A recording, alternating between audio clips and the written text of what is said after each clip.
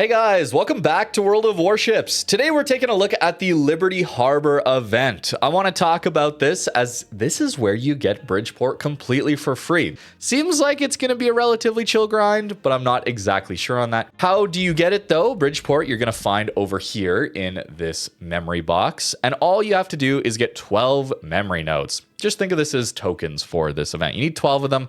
So how do you get them? Well, you can get 3 from each of these other tabs: Naval Command, Operational Command, Military Port, and Fuel Terminal. By playing through missions, you're going to gain these tokens, Naval Base Supplies, and that lets you upgrade each of these 4 areas of the Liberty Harbor Port. And once you've upgraded all 4 areas to their maximum, that gives you your 12 tokens. So if we go in here and we look at the Upgrade tab for Naval Command, just by building the Naval Command base, I got 1 memory token.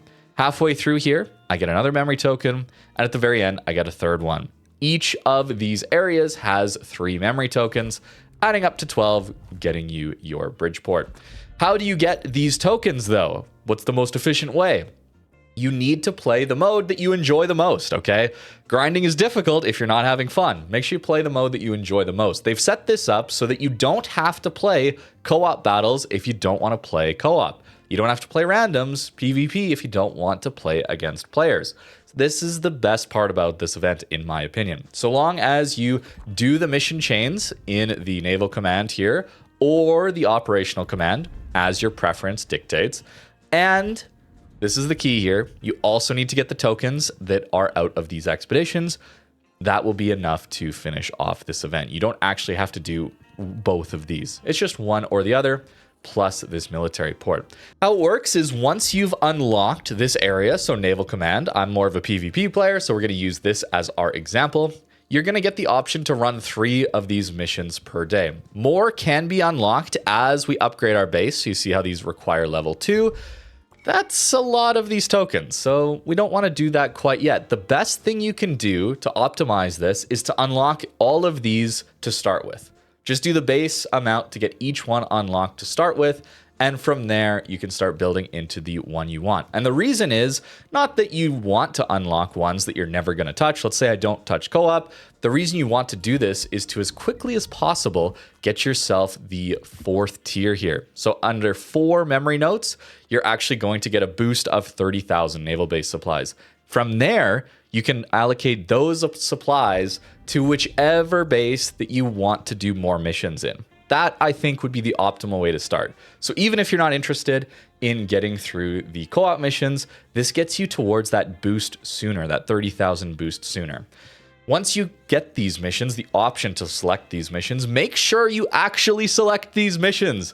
I did a bunch of games this morning, recording for a different video, thinking I was progressing through these very, very simple missions, and I made no progress towards it because it does not work like a dockyard. Where a dockyard, we have these missions available in the combat missions tab, and you don't have to reselect new missions. Once I complete this set, it'll just automatically move on. The thing about the Liberty Harbor missions is it works like campaigns where you have to manually select these missions every time. So make sure you're keeping an eye out for that. It's not going to automatically get you through these missions. We also need to talk a little bit about the military port here. The combat missions here, we've seen this type of thing before, co-op or random battles. It's pretty basic, pretty familiar.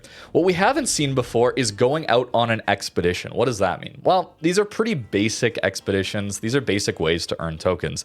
These will not lock your ship out from being able to play them, okay? That's really important to note. All you have to do is meet the tier requirement as well as the nation requirement. This little number here means the combined added amount of your ships by their tier. So you can see how tier 10 ships are worth 10 fleet power.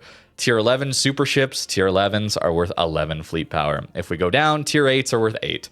1-to-1, it's very basic here. This is not a very complicated section. All you have to do is have enough fleet power to add up to more than 8. Here, more than 18. And once you select dispatch, it'll instantly give you this. Okay, it'll instantly give you this reward. And all that it means is you got to wait this duration out until you can select another set, basically. And these missions will be, these ships for these missions will be out and unavailable for another expedition. That's the only thing that you're locked out from using these ships from. So you can see here that I've actually used Annapolis as an example in one of these expeditions. If we go back to my port here and we go look at my super ships, let's say I wanted to take Annapolis out for a random battle. I could, okay? It's not like you're locking your ships out and you can't use them for the next day or two. That's not how that works. It is just purely set aside for this section of the port and this Liberty Harbor, and that is all. So really keep an eye out and stay on top of this military port. Make sure you're just automatically sending these ships on their expeditions as they come up. If you're going to play the game a lot, do the day-long expeditions because that's going to net you more tokens per day. But if you're not going to play for a bit, there is the option to send out an expedition for 3 days. It's going to get you more naval base supplies up front, but then it's going to lock you out from doing another expedition for a few days. So your tokens per day goes down, but if you're not going to play for a few days, then that does let you net a little bit more tokens. Make sure you're doing the military port plus your choice of co-op or PvP missions. You stay on top of that next few months, and you're going to get yourself the Bridgeport, and that will be right at the end here. 12 tokens required. All you got to do is fully upgrade these. It's going to look like a lot, all right? This is a lot of naval base supplies. You can use doubloons, wouldn't recommend it. You will get enough of these tokens over time. And here we can see the totals for each stage, and if we add those up, it's like 185k tokens for the first two, Naval Command and Operational Command, 108k for Military Port, and then Fuel Terminal is another 135k, for a total of 613k of these tokens. That sounds like a lot, especially when we're starting out these missions with such little numbers of these tokens. But what's important to notice here is as we upgrade these sections of the harbor, we're getting more valuable mission chains to go after here. So once we get to level 2, getting 3 citadels is suddenly worth 2 and a bit times what a normal mission would have been from the very start. So your progress should accelerate as you're upgrading your base. This is why I wanted you guys to get the initial offering here of each of these. Get the base built out, get one stage for each one, getting you to this nice 30k bonus, and then pumping everything into whatever section you want to focus on. That would allow you to potentially get yourself to this second phase, second level a little sooner. It's 57k, couple missions plus that 30k bonus will then get us towards these much more valuable mission chains. Perhaps not the level 3, these will rotate out over time as you can see. And right now I can select up to 3 at a time. Each day that will rotate through. Notice an extra missions tab, okay? I haven't talked about this, but this is how you can also accelerate your progress by building into the fuel terminal. This just allows you to select extra missions based on your level here. But you generally want to start out with getting some of these missions done, in my opinion, at least at the start. We'll see how long this actually takes. It's only the first day or so of this event. Got to figure out a little bit more, but to optimize the start at least, I do think you want to get at least the starter base done for Operational Command, Naval Command, and Military Port and Fuel Terminal. And that should get you a decent way towards getting this Bridgeport. That's about all I can think of as far as this event, at least for now, at the very start, to optimize your results here.